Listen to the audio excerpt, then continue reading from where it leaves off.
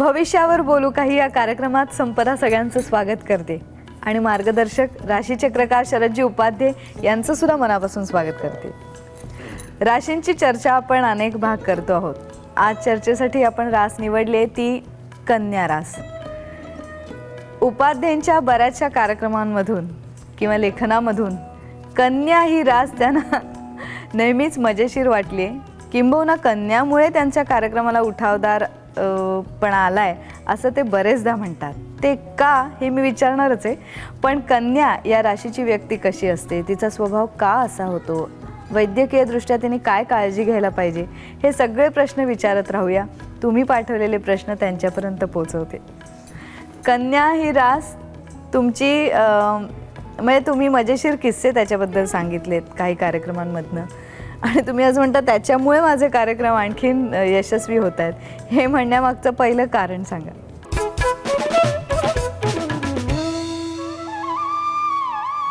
खूप लोक म्हणतात कन्या रास ही संकटाची। समजा राशीचक्र बाजूला ठेवलं, फक्त शास्त्र समोर आणलं, तर कन्या राशीच्या लोकांना मी खरंच मानतो मानवी चुका कधी त्यांच्यातून घडत नाहीत। घर बंद करून समजा मे महिन्याच्या सुट्टीत बाहेर जायचं आहे, बेजबाबदारपणा कधी करणार नाहीत। गॅस सिलेंडर बरोबर बंद झाल्यानं ते बघणार, खिडक्या आहेत ना, दारातली बंद आहेत ना, कॅश घरात ठेवायची नाही, कॅश बँकेत ठेवू। चोरी होईलच असं नाही, पण कशावरनं होणार नाही, ते निगेटिव्ह गोष्टीचं पॉझिटिव्ह स्वरूपात रूपांतर करतात। पण सगळी व्यवस्था आधी करतात, अगदी आयताला धांदल असं नाही। बॅग आदल्या दिवशी तयार, गाडी जर रात्री 10ची असेल तर 8-8:30ला स्टेशनवर पोचणार। व्यवस्थित वागून अपघात टाळणारे लोक हे मला आधी आवडतं। मी अनेक वेळा सांगितलं आहे की कन्या राशीच्या मुली बसल्या टॅक्सीमध्ये तर त्यांची ओढणी बाहेर राहिली असं कधी होत नाही। हे पदराचा थोडासा धाडकन दार लावलं असं कधीच नाही। पूर्ण त्या ती ओढणी साडी काय असेल त्या आत घेणार, दार लावणार, पण दार लागले खात्री पटत नाही म्हणून पुन्हा उघडून पुन्हा लावणार। मग आता व्यवहारामध्ये हा भाग थोडा विनोदाचा करायचा म्हणून, नाही तर माझी कन्या राशीवर अपार श्रद्धा आहे। पण मग विनोद करायचं म्हटलं तर काय होतं, कधी कधी त्यांना फार प्रचंड शंका नको त्या येतात। रात्री झोपल्यावर कान बंद करायची काही सोय नाही, तर कानात गोम वगैरे कशावरनं जाणार नाही। हा एवढा एक विचार मनात आला की टेन्शन। त्यात त्यांच्या कानावरचे केस बीस वाढलेले असले तर गुळगुळायला लागतं, मग आणखी प्रॉब्लेम होतो। मग ते सेफ साईड म्हणून कापूस घालूनच झोपायला लागतात। पण तो कापूस काढून पण ती जाऊ शकते म्हणून खचून आत घालून झोपणं असे लोक पण मी पाहिलेत। तर कन्येमध्ये शुक्र निश्चितचा, कारण शुक्र चिकित्सा करतो आणि रसिकतेची चिकित्सा कुजलेल्या फळासारखी असते। कधी कधी चिकित्सा भाग करायचाच नसतो, म्हणून मी विनोदाने नाही सांगितलं, प्रत्यक्ष एक उदाहरण सांगितलं होतं की कन्या राशीच्या मुलाचं लग्न ठरलं आणि त्याला खूप अशी शंका यायला लागली म्हणून त्याने डॉक्टरला विचारलं, चुंबनापासून जंतूचा फैलाव होत नाही ना? डॉक्टर म्हणले तू लग्न करू नको, रोज माझ्याकडे एक प्रॉब्लेम घेऊन येशील। तात्पर्य सांगण्याचं, इतक्या शंका कुशंका वगैरे सगळ्या असल्यामुळे चिडचिड होते, रसिकता नाहीशी होते। साधं पाणी प्यायचं असेल ना तर एकदम पित नाहीत ते, 2 घोट प्यायल्यावर पुन्हा बघतात काही नाही ना, पुन्हा प्यायचं असं पण करतात। आपण किती पटकन भात वगैरे खातो ना, ते असं व्यवस्थित खडा नाही आहे ना, अमुक नाही ना, मग किंवा असं मधनंच काहीतरी काय पडलं काय बोलतो ना भातामध्ये, बारीकसं पान वाटतंय ते, मग तुम्ही येऊन सांगायचं काय ना तिकडे पत्ता येतो, मग समाधान होतं। एक कन्याच्या माणसामध्ये एक लहान मूल लपलेलं असतं भयभीत, त्याचं सारखं समाधान करायला लागतं एक भाग। आणि बाकीचे लोक एक आविष्कार दाखवतात, शृंगाराचा असो रागाचा असो, इतकं नाही यांचं असं कॅल्क्युलेटिव्ह सगळं असतं।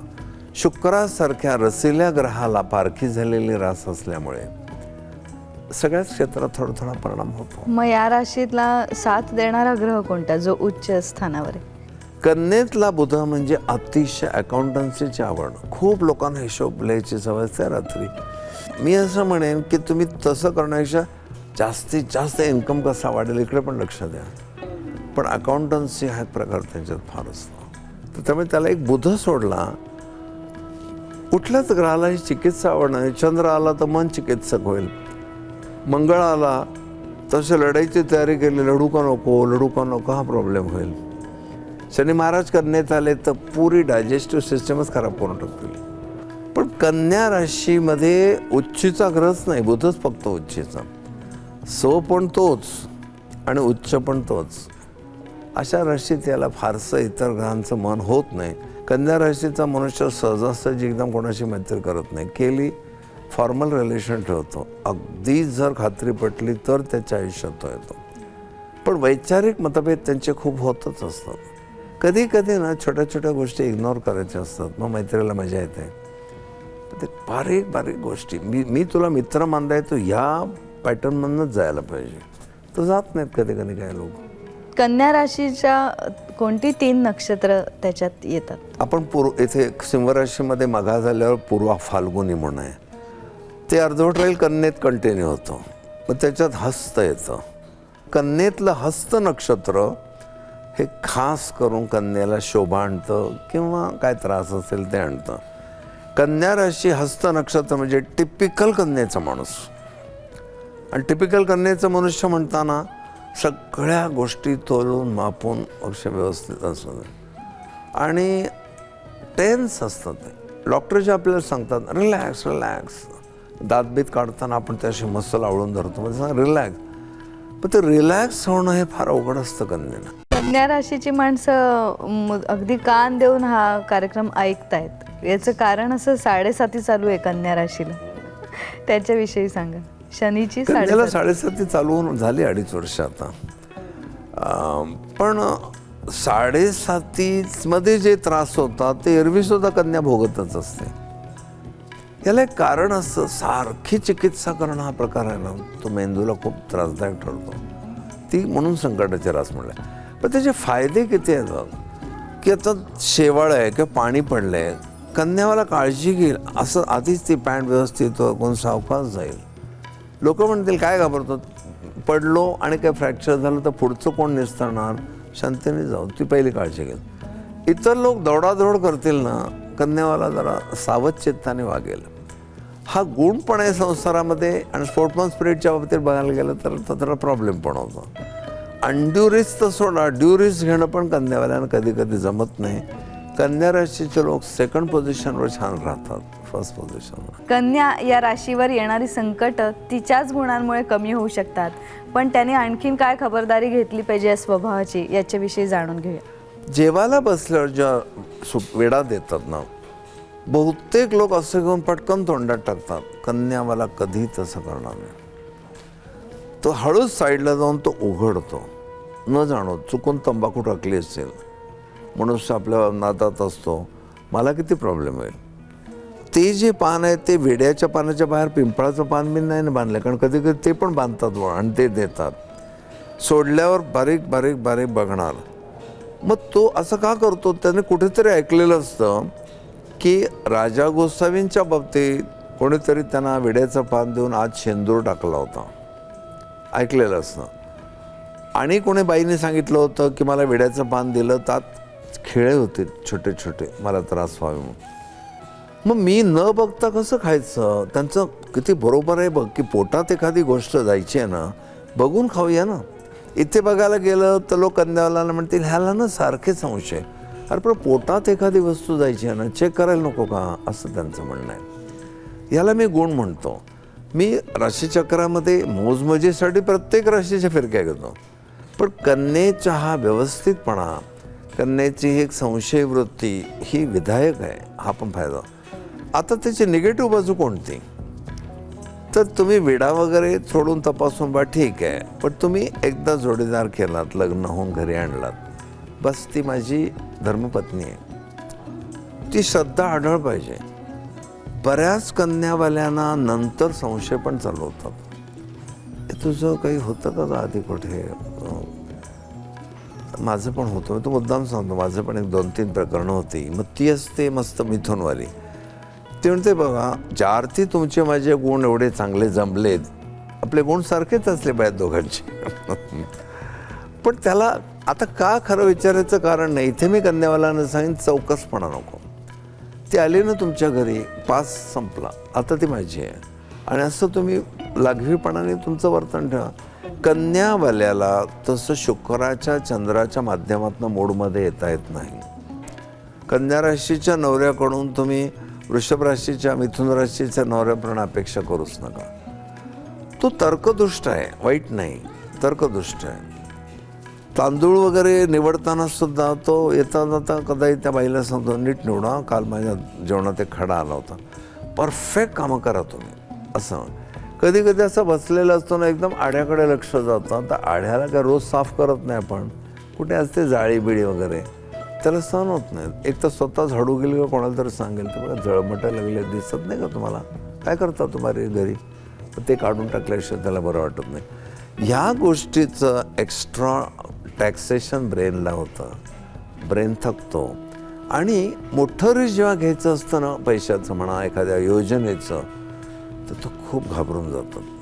कारण बुधाचा आवाका कोण आहे, बुध मंटेसरीमधला आहे, कुमार वयाचा आहे, तो गुरु नाही आहे. मग असं एकदम मोठं प्रपोजल वगैरे ठेवलं की वेट मी त्याला 2-4 लोकांना विचारतो. बहुतेक कन्यावाले टॅक्स कन्सल्टंटला विचारतात. मग त्यांची एक श्रद्धा असते बुद्धिमान लोकांवर, वकील वगैरे असतात त्यांना, हे मी करू का, त्याचे धोके नाहीत ना काही. एक आणि सगळ्यात मला वाल्यांचा आवडतो गुण तो, बिलं वगैरे सगळी पटापट क्लिअर करायची, ठेवायची नाहीत. असं जिकडे तिकडे त्यांचा व्यवस्थितपणा असतो. त्याची बायको जर नेमकी मिथुनवाली असेल, मीनवाली असेल तर ती कंटाळते. मी असं म्हणेन मी कंटाळू नका, त्याचं इंटेन्शन बघा काय आहे. आणि तुमच्या लक्षात येतं की सदा 24 तास काय आपण रसिक असू शकत नाही, प्लॅनिंग हे पाहिजेच. पण कन्यावाल्यांचं प्लॅनिंग करता करता शुक्र हरवतो, त्याचे प्रॉब्लेम बरेचसे होतात. आणि हरवलेला शुक्र घेऊन आपण आनंदाने संसार नाही करू शकत. ती तेवढी काळजी त्याने घ्यावी. या कन्या राशीचं बोधचिन्ह कधी नुसतेच मुलीचा चेहरा असतो, तर कधी हातात कणीस, एका हातात कणीस आणि दुसऱ्या हातात अग्नी घेतलेली मुलगी दाखवतात. याच्या मागचं कारण प्रत्यक्षामध्ये उत्तरा हे हस्त वगैरे नक्षत्राने एक आकृती दिसते की डाव्या हातात अग्नीचं भांडं घेऊन, उजव्या हातात धान्याचं गणेश घेऊन ते भाजत भाजत नौकाविहार करणारी कुमारिका. मग नौकाविहार करताना सुद्धा जिला संध्याकाळच्या जेवणाची तयारी लागली आहे, ते नौकाविहाराचा आनंद ती घेत नाही. आणि नौकाविहार करताना वृषभ राशीचा वृद्ध माणूस बायकोच्या तोंडावर पाणी ओढतो मजेत. मग नौकाविहार करताना बापले संध्याकाळी जर आपण आधीच नौकाविहार राहतो बाजूला, हे नसतं टेन्शन येतं. आणि तिला कन्या म्हटलंय आणि इंग्लिशमध्ये व्हिर्गो म्हटलंय. तर काय कन्या राशीच्या मुली लग्न करत नाही तसं नाही, पण ते लग्न झाल्यावर ज्या रसिकतेने संसार करायचा तो का होत नाही, तर हनीमूनला जाताना सगळी जोडपी किती मजेत असतात. कन्या राशीच्या मुलीला टेन्शन असतं, एड्स तर नसेल ना याला, मग आधी विचारायचं ना. मग ते आणि ते टेन्शन घेऊन तो हनीमूनला जाते. लग्न कार्याला आपल्याला गुलाबाचं फूल देतात, वृषभवाला असा काय रसिकपणे त्याचा आस्वाद घेतो. कन्याला पहिले चेक करणार, आळ्याबेळ्या नाहीत ना आतमध्ये, आणि मग वास घेणार त्याचा. कन्या राशीला या कटकटीतून थोडंसं बाजूला पडायचं असेल तर कुठल्या रत्नाची मदत घ्यायला लागते किंवा काय काळजी घ्यायला लागते? कन्या राशीच्या मंडळींची जर तब्येत बिघडली, इनव्हेरेबली बिघडते, तो प्रॉब्लेम पोटाचाच असतो. कन्या राशीच्या लोकांनी स्थलांतर करावं, राहत्या जागेपासून, त्या नेहमीच्या रुटीनपासून दूर गेलं की त्यांची तब्येत सुधारते. कन्या राशीच्या लोकांनी ॲबनॉर्मल पिक्चर्स बघू नयेत, भूताखेतांचे, मारझोडीचे, अमुक तमुक. आणि वाचन करताना सुद्धा पचेल ते खावे, जमेल ते करावे, रुचेल ते बोलावे. सगळ्यात महत्त्वाचं, कन्यावाल्यांनी स्वतःच्या मनाने औषधं घेऊ नयेत. त्यांना एक सवय असते, डोकं थकलं क्रोसिनस घेऊ, मेटेसिनस घेऊ.